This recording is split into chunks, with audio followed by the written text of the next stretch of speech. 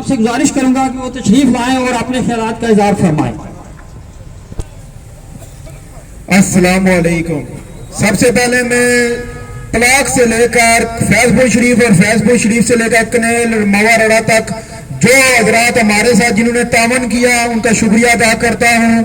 और मैं हुकूमत वक्त को ये बात बावर करवाना चाहता हूँ कि ये जो आपने हमारे एक्शन कमेटीज के मेंबरान और अंजुमन ताजरा के जो अब्बासपुर, अजीरा, रावलाकोट और कोटली और मुजफ्फराबाद में जो उनके खिलाफ FIR काटी है, इनको फिल फौर खत्म करें, नहीं तो ये जो हमारा जियाजी काल है ये मुल्क गिर बल्कि रियासत गिर होगी और इसमें ये आपके लिए मुश्किलात पैदा होंगी।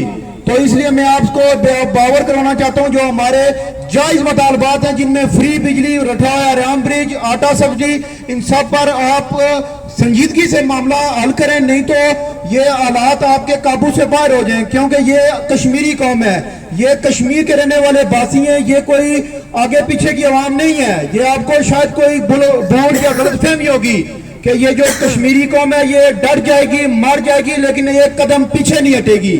और ये आप जो FIR काट कर हमारे लोगों को गिरफ्तार कर रहे हैं, उनके खिलाफ एंटी टेररिस्ट की एक्ट लगा रहे हैं, ये हम आपको भरपूर इसकी मजामत करते हैं। इस स्टेज की इजाजत से मैं आपको बता देना चाहता हूं कि ये जो कश्मीरी कौम है ये डरने वाली नहीं है।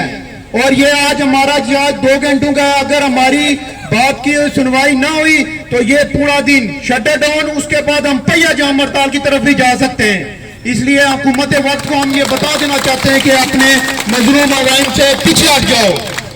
शुक्रिया।